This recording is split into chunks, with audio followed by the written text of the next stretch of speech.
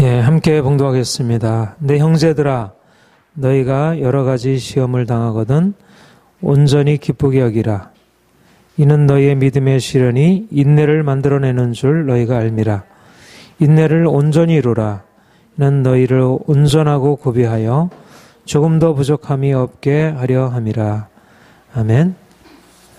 우리 서로 축복하겠습니다. 사랑합니다. 축복합니다. 감사합니다. 우리는 하나님의 사랑 안에 있는 사람들입니다. 하나님이 우리를 특별한 사랑으로 사랑하셔서 독생자 예수 그리스도를 보내주시고 그가 그 귀한 생명 우리를 위해서 들이셨고 이제 우리는 주의 사랑받는 자녀로 살아가고 있습니다. 우리가 매일매일 살아가는 동안 우리가 무엇을 먹을까, 무엇을 마실까, 어떻게 하면 이 거친 세상 잘 살아갈 수 있을까, 그렇게 이러저러하게 염려하지만 그러나 우리에게는 세상이 알지 못하는 사랑의 하나님, 그분의 풍성한 사랑이 우리에게 있고 그분으로 인해서 우리의 삶은 얼마나 평안하고 안전한지 모르겠습니다. 시편 23편에서 다윗이 고백한 것처럼 여호와는 나의 목자시니 내게 부족함이 없으리로다. 내가 사망의 음침한 골짜기를 다닐지라도 해를 두려워하지 않을 것은 주께서 나와 함께 하심이라. 우리는 그분의 사랑 안에 있고 그분의 보호 아래 있고 우리의 삶이 비록 이러저러한 문제 가운데 있지만 그럼에도 불구하고 변치 않는 하나님의 사랑이 우리의 마음에 있기 때문에 우리가 그 사랑 안에 거하는 한 우리는 평안하고 안전할 수 있습니다. 우리의 궁극적인 평안은 우리가 가지고 있는 돈이나 또 주변 사람들이 우리를 칭찬해주고 인정하는 것, 우리의 어떤 외적인 환경에 있지 않고 우리의 눈에 보이지 않지만 우리의 영에 분명하게 지금도 우리에게 찾아오셔서 그분 자신을 알리시는 하나님의 사랑, 바로 이것이 우리의 안전과 평화의 근거입니다. 하나님이 우리를 그분의 사랑으로 택하신 목적은 그 영광으로 이끄시기 위함입니다. 우리가 그분의 사랑받아서 고통에서 벗어나고 우리의 마음의 평안을 누릴 수 있는 것 너무나 귀한 축복이지만 그러나 그분의 사랑에 온전한 의미가 드러난 것은 우리가 그분의 목적, 우리가 그분이 우리를 무엇을 위해서 부르셨는지 그것을 알 때 그 사랑의 의미를 깨닫게 됩니다.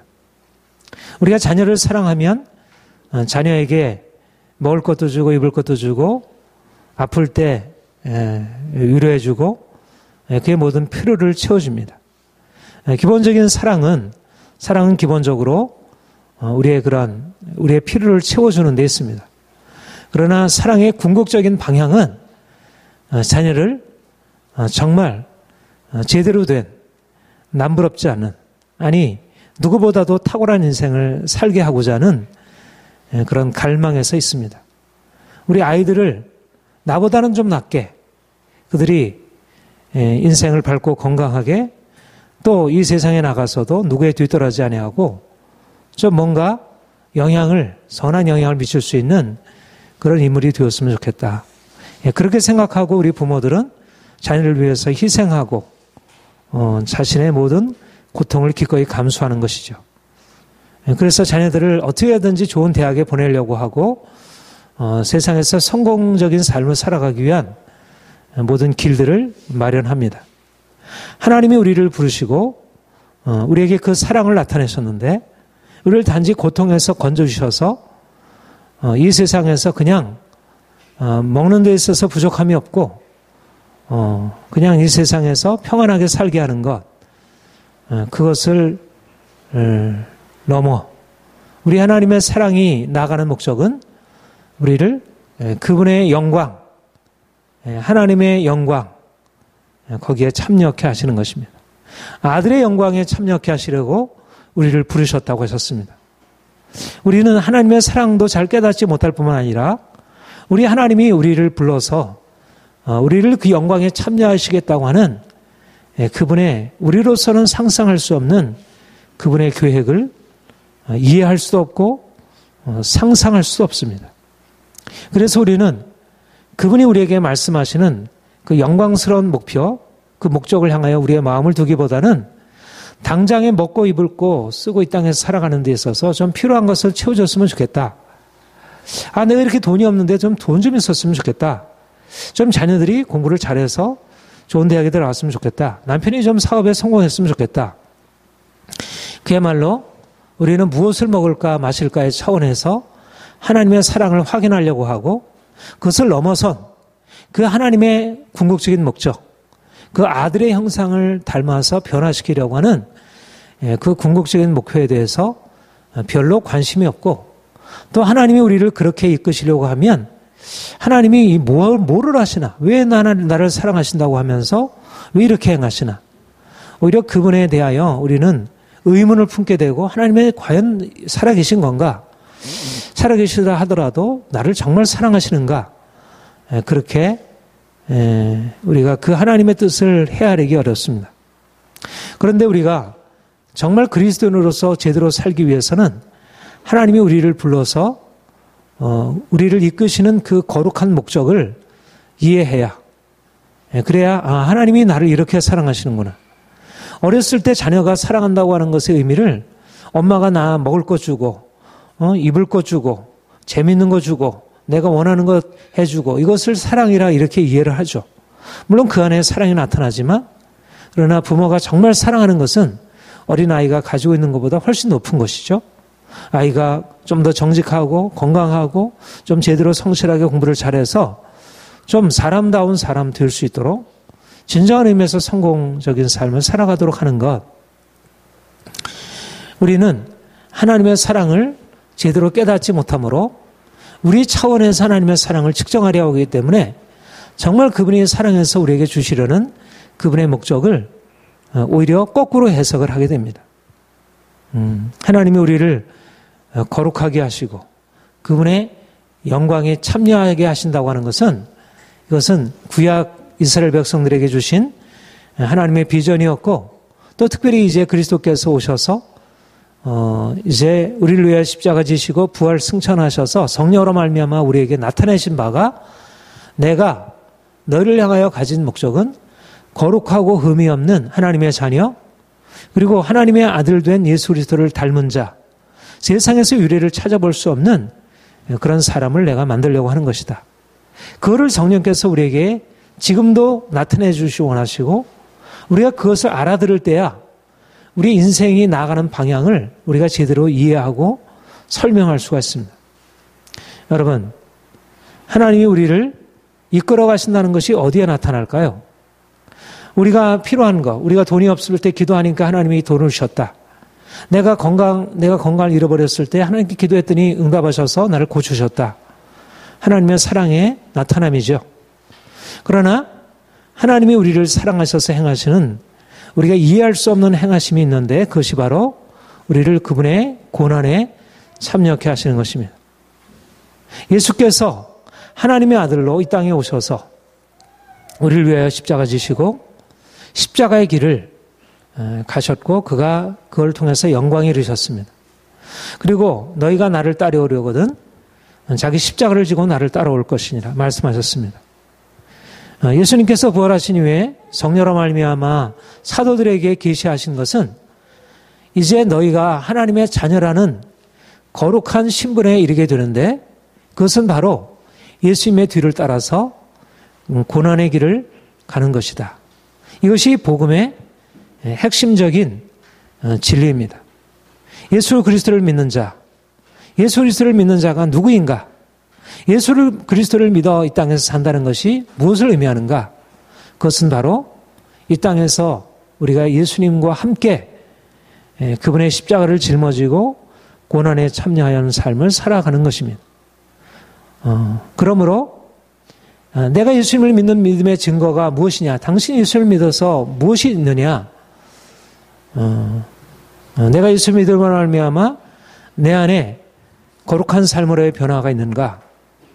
그것이 바로 결정적인 우리의 믿음의 표징이고, 또 우리 안에 그 믿음으로 살아가기 위해서 씨름하는 과정 속에서 우리 안에 고난이 있는가? 우리가 주를 위한 고난에 참여하는가? 이것이 바로 그리스도인의 표지라는 것입니다. 우리의 일반적인 생각과 달리 예수를 믿으면 삶에 문제가 없고, 세상 사람들은 가난하고 병들고 문제가 있어도 그리스도인들에게는 아무런 문제도 없다. 그것은 성경에서 우리에게 말씀하는 그리스도인 상이 아니고 우리가 바라보는 비전이 아닙니다. 우리가 세상 사람과 다른 것은 오히려 세상 사람들은 고난을 짊어지기를 싫어하고 자기의 욕심을 따라 행하다가 죄 가운데 빠져서 결국 멸망에 이르게 되지만, 우리는 이 땅에 사는 동안 하나님의 말씀에 순종하며 거룩한 삶을 지향하고, 또 이러한 삶을 살아가는 동안 이러저러한 고난, 시련, 역경의 과정을 경험하게 된다는 것입니다. 주님이 이 길을 행하셨고 우리에게 너희도 나를 따라 이 길로 나와라. 내가 너희를 영광으로 이끌려고 하는데 내가 너에게 주는 영광은 세상이 주는 영광과 같지 아니하다. 내가 나와 함께 고난을 받을 수 있느냐? 그러면 나와 함께 영광을 받게 될 것이다. 하나님이 그렇게 우리에게 말씀하고 있습니다. 이것이 바로 선포되어지고 이것이 믿어지고, 바로 이 진리 안에서 살아갈 때 교회는 하나님의 사랑이 얼마나 놀라운 것인지를 깨닫게 되고, 하나님의 은혜가 얼마나 놀라운 것인지, 야, 하나님이 나를 위하여 이렇게 놀라운 일을 행하셨구나.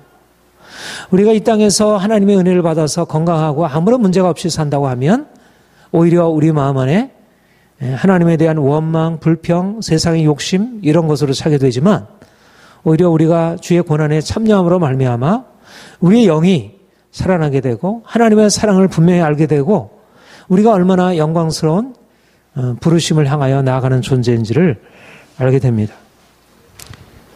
오늘 그리스도인들의 모습을 보면 어떠합니까? 예수를 믿으면서 이 귀한 십자가의 진리, 내가 주님과 함께 십자가의 고난에 참여함으로 그분의 영광에 이르게 된다는 이 귀한 십자가의 복음을 사람들이 잊어버리게 되었고 잃어버리게 되었습니다. 사람들이 예수를 믿지만 오히려 이전에 우리가 가난하고 병들고 인생이 고통스러웠을 때는 정말 하나님의 은혜를 사모하고 나왔지만, 이제 살만하고 먹을 게 풍성하고 그런 대로 인생의 문제들이 해결되고 이제는 돈이 필요한 시대가 되면서 사람들은 하나님께 나와서 하나님 안에서 그 은혜를 사모하기보다, 그분의 사랑을 구하기보다, 더군다나 이 땅에 주를 위해 살면서 고난을 기꺼이 짊어진다는 이 복음의 진리를 붙들고 살기보다는 세상이 원하는 그런 세상에서의 건강, 부요, 이 땅에서의 평안, 행복, 성공, 이것을 구하게 된 것입니다. 그러므로 성경이 우리에게 말씀하는 고난을 통한 그 영광스러운 그 축복의 길로 나아가는 것을 사람들이 잃어버렸습니다. 하나님의 축복 대신에 세상적인 그러한 축복이라고 여겨지는 것, 실제적으로 축복도 아닌 그 길을 향하게 되었습니다. 여러분, 하나님이 우리에게 말씀하시는 축복은 우리가 머리로서만 아는 것이 아니라 사람들이 머리로서 알죠. 부정하지 않죠. 십자가의 길에 대해서 다 알고 있고 그렇게 찬송도 하고 있고 그렇게 우리가 고백도 하고 있죠. 그러나 실제적인 삶에서 어떻게 살아가느냐는 것입니다. 십자가의 삶에서 실제적으로 내가 그리스도의 십자가를 짊어짐으로 고난에 기꺼이 참여함으로 그 영광에 이르려고 하는가, 아니면 실제의 삶에서는 그거를 원치 않고 어찌하든지 고난을 피해서 육체의 평안을 구하려고 하는가? 여러분 어떻습니까?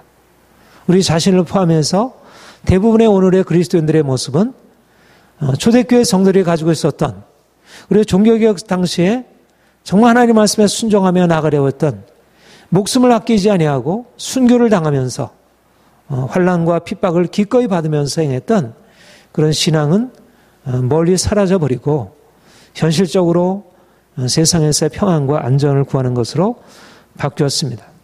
세상 사람들도 고난 없는 행복, 고통이 없는 행복, 돈으로 사고 돈으로 채워줄 수 있는 그런 행복을 지향하고 있다면 그리스도인들도 동일하게 별 차이 없이 그 의식에 있어서 구하는 것은 세상에서 구하는 돈이 많아야겠다. 직장을 구하는 것도 돈, 자녀들의 직업도 돈, 남편에 대해서도 생각하는 것도 돈. 우리의 모든 관계로 측정되는 것은 돈의 많고 적음에 달려있게 되었습니다. 세상의 방식으로 우리가 살게 되니까 본인도 축복을 누리지 못하고 세상에도 이 귀한 진리를 선포하지 못하게 되었습니다. 이번 문창국 국무총리 후보자가 3년 전에 온누리교회에서 중보기도 모임에서 그가 강연한 내용, 나라를 위해서 이렇게 여러분들이 기도했으면 좋겠습니다 라고 강연한 내용이 지금 문제가 되어서 여론이 그는 국무총리감이 될 수 없고 오히려 그는 정말 배척을 받아야 할, 정죄를 받아야 할 그런 거의 죄인 수준으로 지금 매도를 당하고 있는 시점입니다. 그가 말한 내용은 뭐냐면 하나님이 이 민족을 사용하시려고 하신다. 하나님이 우리 민족을 세계사에 뛰어난 어떤, 하나님이 이제까지 세계 역사를 끌어오셨는데 이제는 미국, 유럽에서 미국에로, 미국에서 이제는 이 아시아로 하나님의 어떤 사명을 옮기시는 그런 시점이 있다고 생각한다. 그래서 하나님이 우리를 이제 사용하시기 위해서 거기에 적합한 그릇으로 만들기 위해서 우리 민족을 향하여 여러 가지 시련의 과정을 주셨다. 일제강점, 이것은 우리로서는 너무나 고통스러운 과정이었지만 하나님이 그 과정을 통해서 우리의 게으르고 온전하지 못한 것을 단련하시고 우리를 깨끗게 하려고 하셨다.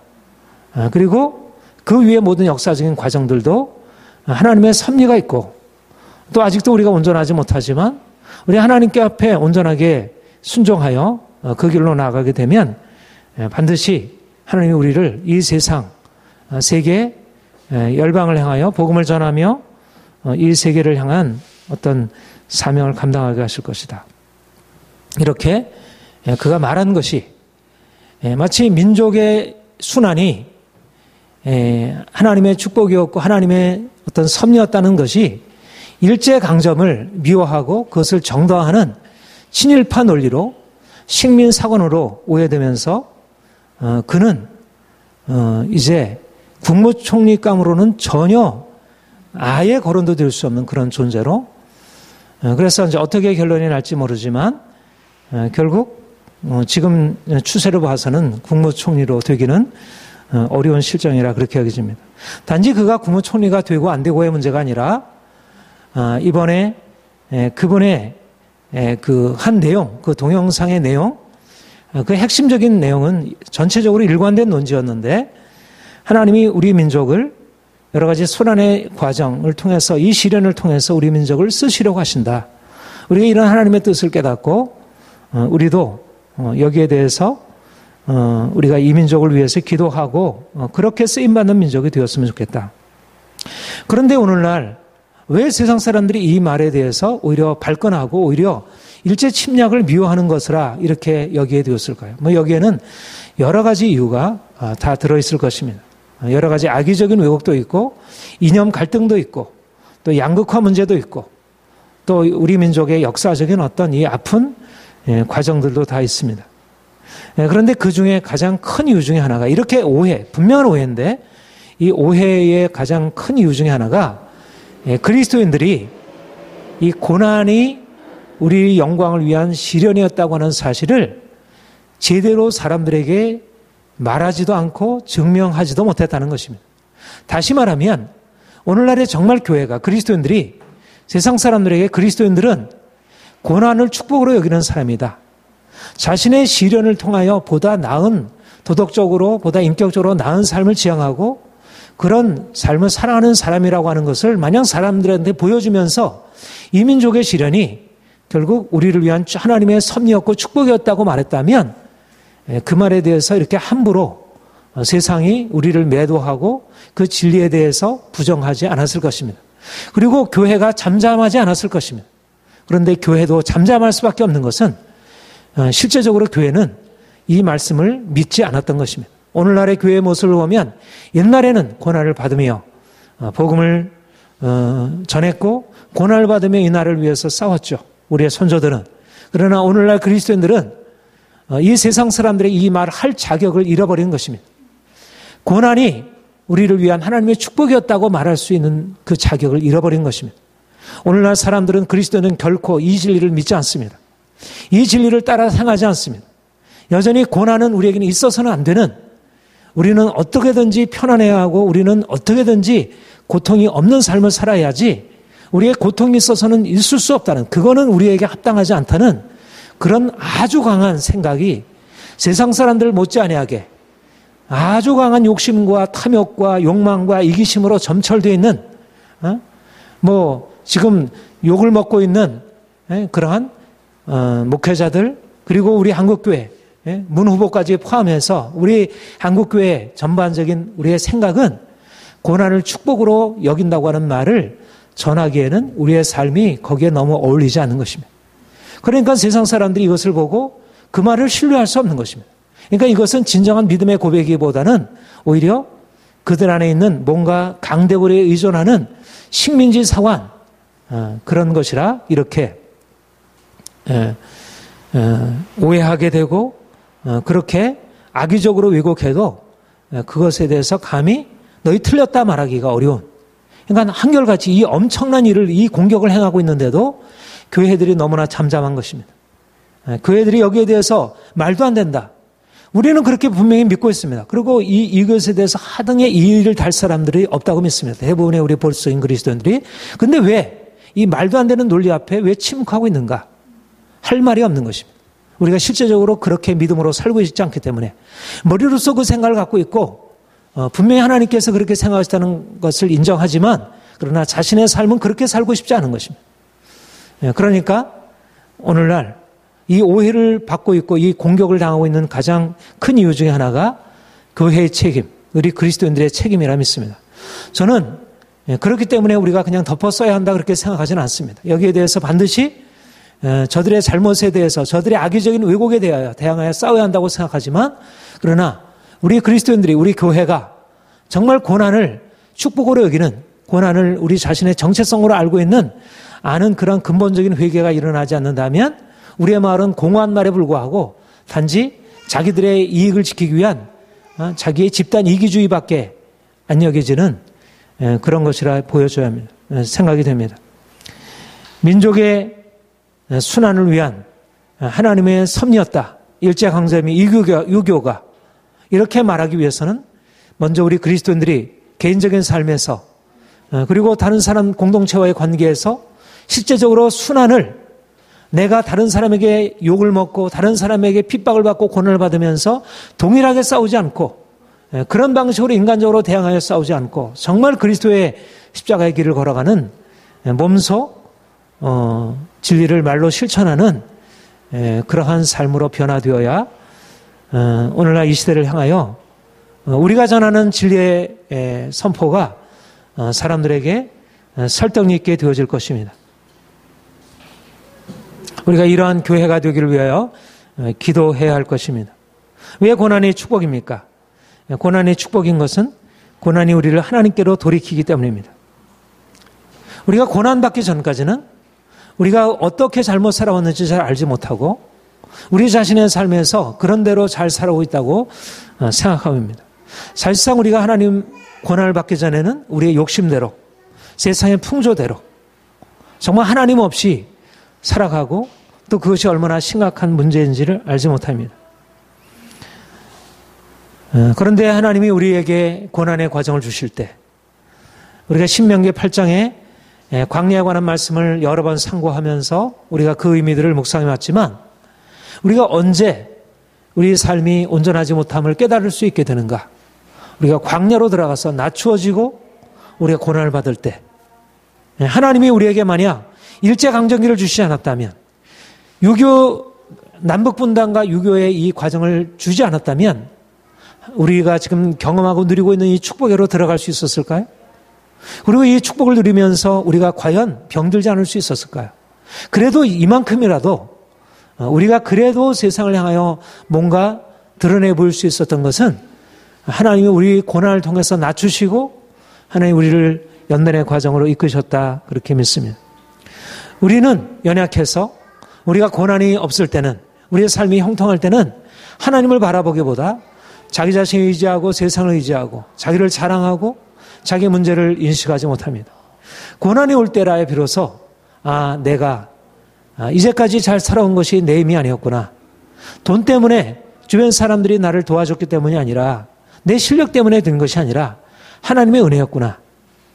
고난이 우리를 비로소 겸손케 하고 우리가 우리 자신에게서 비롯된 존재가 아닌 우리는 피조물이고 우리의 모든 축복의 근원은 하나님께 있음을 발견하게 되는 것입니다. 인생의 진정으로 축복을 누릴 수 있는 유일한 기반은 바로 하나님을 인정하는 것, 그분을 모든 만물의 근원으로, 그분을 모든 축복의 근원으로 여기는 데 있습니다. 그런데 하나님이 우리를 이제 고난을 통하여 하나님을 알게 하시고 하나님 안에서 우리가 어떻게 잘못 살아왔는지 이 사실을 발견하게 됩니다. 우리가 얼마나 세상적이고 이기적이고 탐욕적이고 우리가 거짓되고 위선으로 가득 찬 존재인지 고난을 통해서 비로소 발견하게 되는 것입니다. 그래서 축복입니다. 하나님이 우리에게 주시는 모든 축복들이 있죠.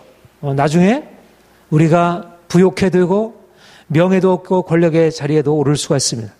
그러나 그것에 앞서서 우리에게 필요한 것은 하나님을 바로 알고 그분을 그분의 방식으로 섬기는 것입니다. 그러기 위해서 먼저 우리의 욕심과 자랑, 이제까지 우리의 세상적인 삶의 방식이 철저히 깨어져야 합니다. 우리가 이 세상에 속한 모든 것들이 철저히 깨어지지 않으면 우리가 하나님의 축복 안으로 들어갈 수 없습니다. 고난이 우리에게 반드시 필수적인 과정이라고 하는 것은 이스라엘의 출애굽 과정에서 분명히 보이셨고 또 예수님의 십자가와 부활의 과정에서 너무나도 명백하게 보이셨습니다.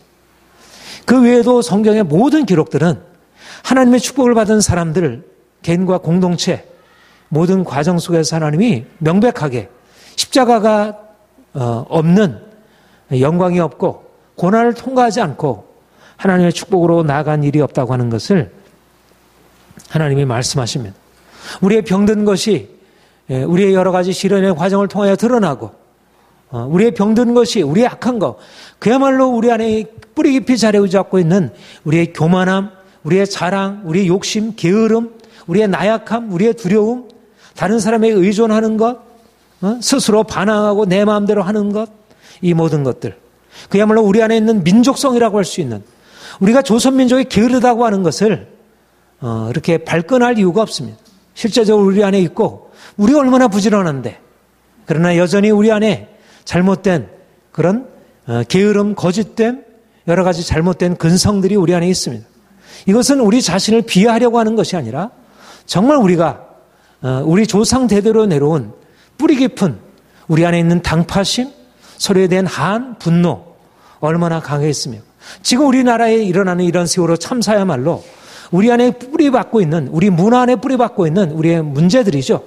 우리의 가계에 흐르는 그야말로 문제들이죠. 우리 안에 이 그야말로 가부장 질서 안에 뿌리 내리고 있는 문제들이 우리의 삶을 누르고 있고 여전히 우리의 모든 삶에서 너무 자연스럽게 받아지고 있는 것입니다. 우리가 하나님 없이 살아왔던 이 모든 것들이 이제 하나님 앞에서 드러나고 이것이 깨어지고 이것이 변화되지 않는다면 우리는 하나님의 축복으로 들어갈 수 없습니다. 돈이 축복이 아니고 명예가 축복이 아니고 권력이 축복이 아닙니다. 그 자체가 축복이 아니라 어떤 뿌리에서 나온 돈이고 어떤 뿌리에서 나온 명예이고 어떤 뿌리에서 나온 권력인지, 뿌리가 병들어 있는데, 가치관이 병들어 있는데, 욕심과 탐욕과 거짓과 불의에 있어 그런 뿌리 밑에서 자란 돈과 명예와 권력과 향락들이 얼마나 우리를 더 고통으로 몰아넣는 그런 악한 요소들인지, 우리가 이제까지 육체를 따라 살아왔던 모든 것들이 무너져 내리고 이제는 영으로 살아가는, 이제 하나님을 믿는 믿음으로 살아가는 새로운 삶이 시작이 되어야 합니다. 이것을 위해서 하나님이 우리를 고난의 과정으로 인도하시는 것입니다. 내 형제들아, 너희가 여러 가지 시험을 만나거든 온전히 기쁘게 여기라. 이는 너희 믿음의 시련이 인내를 만들어낸 줄 너희가 알미라. 너희가 시험을 만나거든, 고난을 만나거든, 여러 가지 많은 삶의 어려움과 고통을 만나거든 거기에 대해서 두려워하고 원망하고 뒤로 피하지 말고 온전히 기쁘게 여기라. 이것이 바로 내가 너희를 향하여 가지신 뜻을 이루는 너무나 귀한 과정이기 때문에 하나님이 우리를 이끌어 가시는 축복은 반드시 이 시험을 통과해야 얻는다는 것입니다.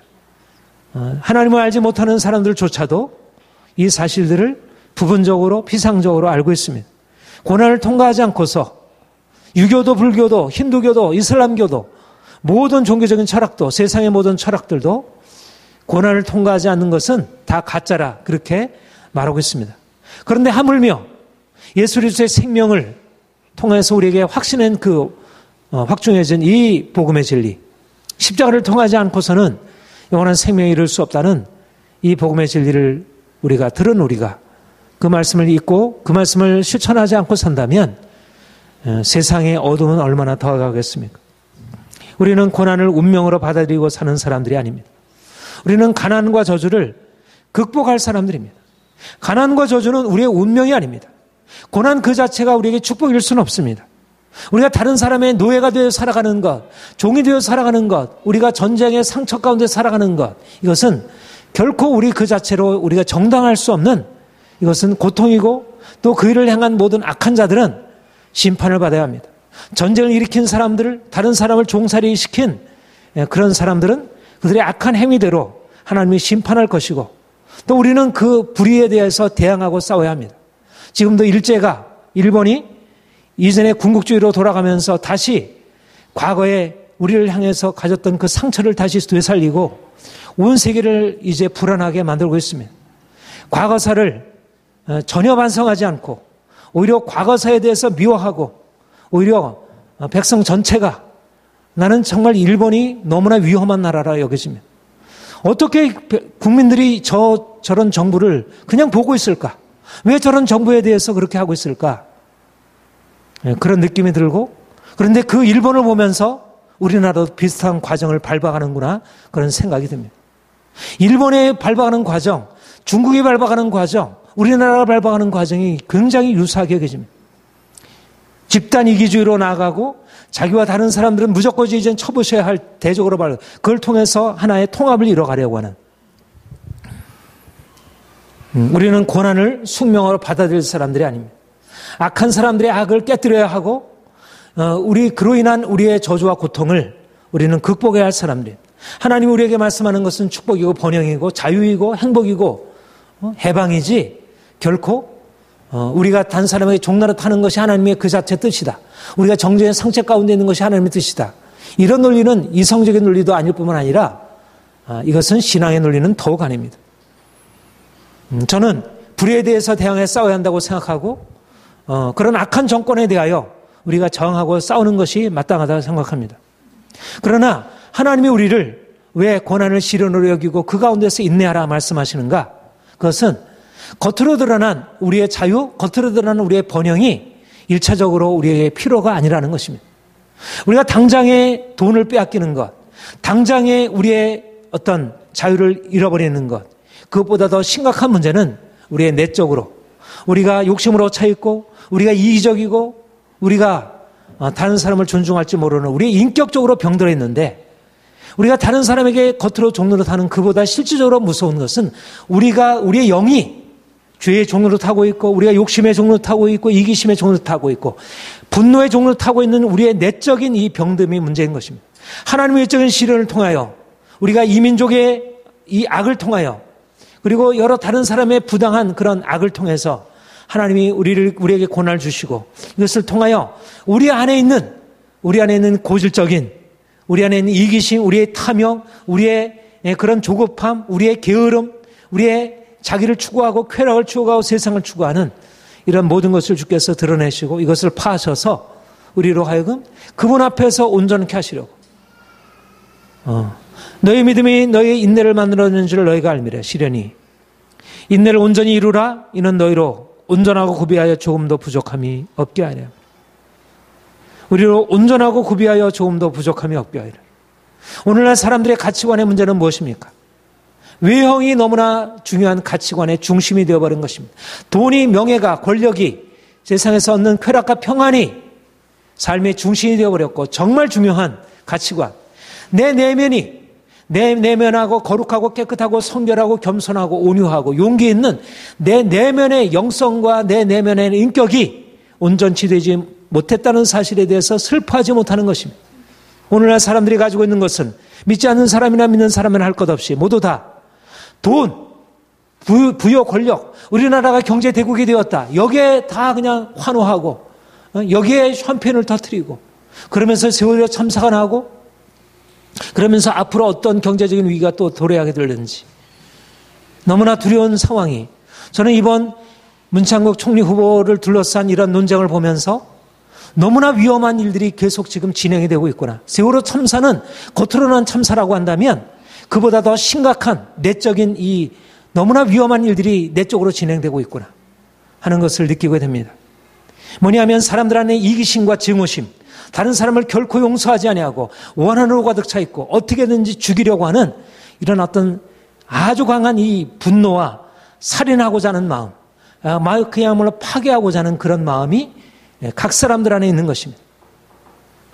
두려운 것은 뭐냐면 세월호 참사가 두려운 것이 아니라 모든 상황을 바라보는 사람들의 시각, 마음 안에 있는 그 악, 마음 안에 있는 고집, 마음 안에 있는 그 교만과 욕심, 탐욕이, 거짓, 그 위선이 두려운 것입니다. 이것이 해결되지 않는다면 한 사회가, 한 국가가 건강하게 유지될 수 없습니다. 저는 일본이 너무나 위험하다고 생각합니다. 일본이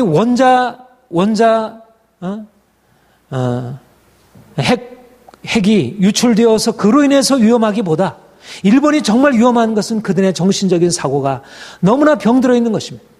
그 악을 행하고서도, 그 한 나라를 그렇게 짓밟고 나서도, 아시아 전체에 그렇게 고통을 안겨다 주고 나서도, 그 학살을 저지르고 나서도 다시 한번 그 죄 가운데 들어가려고 하는 저들의 그 악에 대해서 통찰하지 못하는 그들의 민족이 너무나 두려운 것입니다. 그런데 두려운 것은 우리가 비슷한 과정을 밟아가고 있는 것입니다. 지금 우리나라 안에도 아주 비슷한 과정을, 지금 친일판이 어떠냐 하는 이런 논쟁 안에 아주 비슷한 과정이 전개되고 있습니다. 중요한 것은 뭐냐면 우리가 우리의 시련을 통하여 온전하고 구비하여 조금 더 부족함이 없게 하려 함이라. 주께서 우리에게 말씀하시는, 우리가 온전하고 구비하여 조금 더 부족함이 없든, 우리가 이렇게 되기 위하여 시련의 과정이 필요하고 인내가 필요하고 빨리 벗어버리는 것이 아니라, 빨리 자유케 되는 것이 아니라, 빨리 건강하게 되는 것이 아니라, 그보다도 우리의 이 고통의 과정 안에 우리가 과연 하나님의 의도가 우리 안에 이루어졌는가, 과연 우리의 내면이 바뀌어졌는가, 우리가 욕심에서 벗어났는가, 우리가 일제강점기를 거쳤지만, 우리가 6.25를 거쳤지만, 이 분단의 고통을 안고 있지만 우리가 내면이 얼마나 바뀌었습니까? 우리의 내면이 그 고통스러운 과정을 거쳤는데도 불구하고 우리가 돌이키지 않는다면 또다시 그런 과정들이 우리에게 도래하게 된다는 것이 당연한 규길이 아니겠습니까? 이것이 하나님의 역사를 이끌어 가시는 과정이었던, 두려운 것은 외부적으로 일어나는 그런 안전 시스템의 문제가 아니라 우리의 내적인 병듦, 우리의 의식의 문제, 이것이 보다 심각한 것이라 여겨집니다. 이제 하나님이 우리를 외적인 권한을 통해서 보다 도덕적이고 양심적이고 보다 겸손하고 온유하고 세상을 향해서 용기로 일어나는 그런 하나님의 사람들을 우리로 만들려고 하십니다. 그리스도인들은 세상의 빛입니다. 그리스도인들은 민족의 운명을 짊어진 사람들입니다. 저는 그런 의미에서 문창국 총리 후보가 동영상 강연에서 한 것은 하나님이 드러내신 것이라고 생각합니다. 이 말이 그게 논란이 되어서 이것이 그를 총리 후보에서 떨어뜨릴지 모르지만 이 말씀이야말로 이 시대를 향하여 하나님께서 주시고자 하는 메시지인 것입니다. 민족을 향한 하나님의 역사는 고난을 통하지 아니하면 안 된다. 우리가 왜 지금 고통 가운데 있느냐, 왜 세월호 참사가 일어났느냐, 바로 고난을 통해서 하나님이 주시는 이 시련의 과정을 받아들이지 아니하고 시련의 과정을 통과하고 나서도 또다시 옛날에 그 욕심과 탐욕과 그 거짓으로 돌아왔기 때문에 또 위기가 너희에게 또 닥쳐오고 있다. 말하자면 세월호 참사 같은 일이 다시 벌어지지 않으려면 민족의 역사를 하나님께서 이끌어 오신 이 고난을 통하여 시련을 통해서 이 민족을 세우시려고 하는 하나님의 뜻을 깨달아야 한다. 그동안 역사적인 과정이 결코 헛되지 않도록, 그야말로 이번에 세월호 참사가 헛되지 않으려면 고난이 필수적이라는 것. 지금 필요한 것은 우리가 경제적으로 나아지는 것이 아니라 그보다 우선적인 것은, 필요한 것은 무엇이냐면 우리 안에 있는 이 잘못된 세상의 욕망과 고난을 두려워하고 고난을 싫어하고 어찌하든지 편하게 살려고 하는 이 세상적인 삶의 방식, 우리의 의식이 바뀌어져야 한다는 것. 하나님이 우리에게 이번 세월호 참사에서 드러나는 것은 무엇입니까? 우리의 탐욕입니다. 탐욕.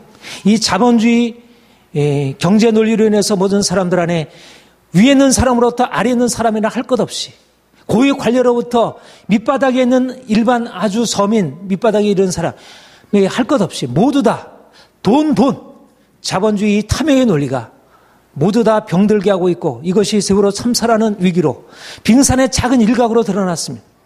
그런데 여전히 그리스도인들이 이 사실의 진정한 의미를 깨닫지 못하고 여전히 돈을 추구하고 있고 권력을 추구하고 명예를 추구하고 있고, 지금 정치권에서 하는 일들을 보면 전혀 이 사실의 의미를 깨닫지 못하고 자신의 권력욕을 위해서 행하고 있는 것을 보게 됩니다. 그리스도인들이 이 땅에서 하나님께서 그리스도인들에게 명하시는 것이 무엇입니까? 이 세상에 빛이 되어야 한다는 것입니다. 빛이란 고난이 없는 행복, 고난이 없는 영광을 구하는 세상의 이 거짓과 이 잘못된 세상의 길로부터, 그것이 거짓되다고 하는 것을 드러내고, 고난을 통한 행복이 정말 도덕성, 진정한 도덕성으로부터 비롯된 그런 행복과 영광이 진정한 행복임을 사람들한테 보여주라는 것. 하나님이 교회를 세우신 목적은 바로 고난을 통하여 진정한 거룩함과 겸손함과 용기로 거듭난 교회가 이 세상의 등불로, 이 세상의 횃불로 이 세상을 다시 살려낼 그러한 하나의 구조선으로 새롭게 다시 태어나는 것입니다. 하나님이 초대 우리 한국교회, 이 땅의 교회 가운데 그 민족의 등불, 그야말로 극소수의 우리 그리스도인들을 통해서, 교회를 통해서 한국을 깨우고 한국을 세워주는 그런 놀라운 일을 행했습니다. 그런데 그 빛이 점점 사라지고, 이제 그때 그 빛으로 나타났던 교회의 영광이 이제 세상에서 부끄러움의 대명사로, 이제 세상의 부끄러움의 대명사로 나타나게 되었습니다. 하나님이 우리를 이렇게 부끄럽게 하시는 이유는 여러 가지 그 안에 우리를 향한 오해도 있고 왜곡도 있지만, 하나님이 우리를 향하여 너희는 세상의 기준으로 판단을 받을 존재들이 아니다. 내가 너희를 이제 세상의 빛으로 세울 터인데, 내가 세상의 잣대에서도 부끄러운 삶, 이런 것으로 보여진다면 이제는 변화되어야 한다. 세상 사람들은 다 돈과 명예와 권력을 추구하고 거짓과 온갖 음모와 술수로 행한다 할지라도, 그리스도인들만은 그들이 여든지 야든지 진보든지 보수든지 할 것 없이 그리스도인들이라고 한다면 정말 하나님의 진리를 붙들고 정의를 위하여 고난을 기꺼이 받아들이고 세상과 타협하지 않는 사람들로 나서야 하는 것입니다. 그래서 그리스도인들은 어느 곳에 있는 곳이든지 그리스도인들의 이름이라는 그 이름 때문에 그들이 뭔가 다른 것을 보여주고, 사람들이 그리스도인들은 과연 다르구나, 생각하는 게 다르구나, 그들은 뭔가 이기적인 방식으로 행하지 않는구나, 뭔가 대의를 행하고 객관적으로 엄정한 중립을 지킬 줄 알고 그 다음에 균형을 잡는 사람들이구나. 하나님이 그렇게 우리를 세우시려고 우리에게 이 지금의 상황들을 이끌어 가시고 있다고 생각합니다. 저는 이제 6.25 이번 주 우리 6.25 몇 주년 기념인가요? 64주년 기념. 우리가 이 민족의 순환, 너무나 고통스러운 순환이었고 지금도 계속된 남북 분단의 과정 속에서 이 고통이 우리에게 계속되고 있는데, 하나님이 어떻게 이 민족의 고통, 이 유기조의 상처에서 우리를 벗어나게 하고 또 이 남북 분단의 상처에서 우리를 벗어나게 하고 우리를 통일한국으로, 우리를 그렇게 새롭게 만드실 수 있을까? 무엇이 일을 할 수 있을까? 바로 고난을 통해서 깨끗해진, 자기 이기적인 욕심을 버리고 정말 하나님의 목적을 생각하는 그리스도인들, 하나님의 교회가 이 세상에 빛이 됨으로 말미암아 이 세상에 분명한 기준을 세워주는 것입니다. 나라가 어떻게 세워져야 하는지, 사회가 어떻게 세워져야 하는지, 진정한 평화를 어떻게 이루어야 하는지를 세상에 보여줘야 하는 것입니다. 그리하여 이 땅에 우리의 지금 당면 과제는 남북 통일이잖아. 평화 통일. 근데 평화 통일을 어떻게 이룰 수가 있습니까?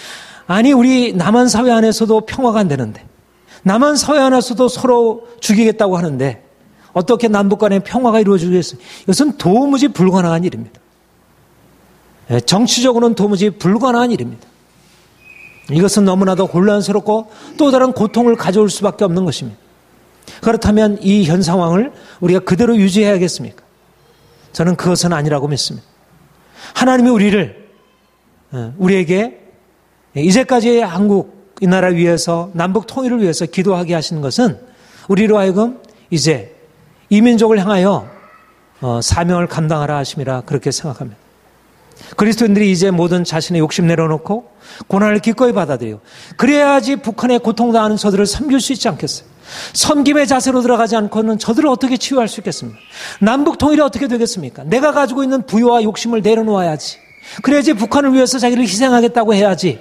가진 사람들이 양보를 해야지. 자기 것 하나도 안 뺏기겠다고 생각하고 하면서 누가 통일을 좋아하겠습니까? 누가 그 일을 하겠습니까? 교회가 나서지 않는다면, 교회가 앞장서서 세상을 향하여 그것을 보여주지 않는다면, 지금까지 욕심에 점철된, 이기심에 점철된 것을 우리가 버리지 않는다면 누가 남북 통일의 새로운 역사를 이뤄갈 수 있겠습니까? 하나님의 사명, 하나님의 사명이 우리 한국교회에 있다 그렇게 믿습니다. 우리 민족은 정말로 비극으로 점철되어 있는 그런 역사를 거쳐왔습니다. 함석헌 선생의 유명한 뜻으로 본 한국 역사라는 책이 있는데 그분도 하나님이 우리 민족을 세계사적인 사명을 위해서 준비시켜 오셨다. 우리 민족은 정말 다른 나라를 침략해 본 적이 없는 나라이다. 우리는 계속해서 침략을 받아왔고 그 고통 속에서 우리가 연단되어 왔다. 일제강점도 6.25도 남북분단도 하나님이 우리를 앞으로 세계의 평화와 새로운 세계의 자유의 질서를 세우기 위한 과정이었다. 그렇게 말씀하고 있습니다. 맞은 진단이라고 여겨집니다. 하나님이 우리를 이제까지 여러 가지 많은 시련의 과정을 통해서 이전에 고조선으로부터 시작해서 신라, 통일신라, 고려, 조선, 우리 대한민국 현대사에 이르기까지 하나님이 우리를 여러 가지 고통스러운 과정을 통해서 우리를 섭리해 오시는 것은 우리 민족을 향한, 우리 국가를 향한 하나님의 계획이 있다 믿습니다.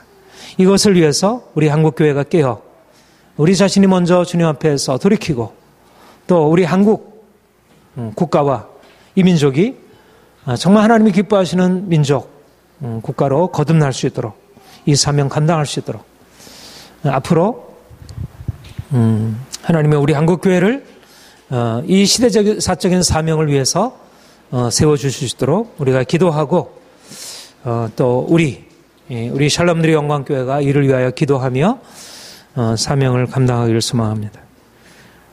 우리 함께 기도하겠습니다.